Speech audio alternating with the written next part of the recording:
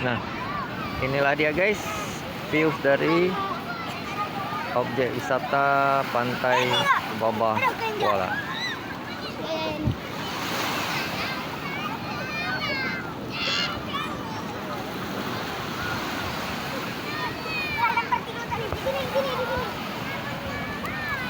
Lumayan ramai pengunjungnya minggu sore ini guys.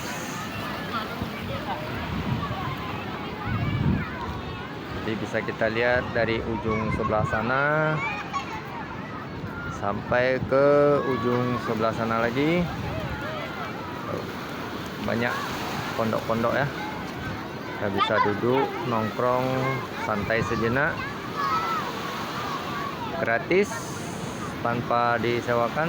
Yang penting kita bayar makanan dan minuman guys. Di sini juga ada sewa ban. Sebelah sana tuh ada pelampung.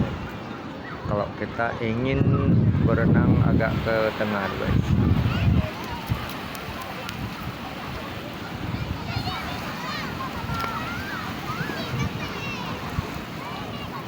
Oh ya, satu lagi di ujung Batu Karang sebelah sana itu sepertinya spot memancing guys. Oke, kita ke sana yuk.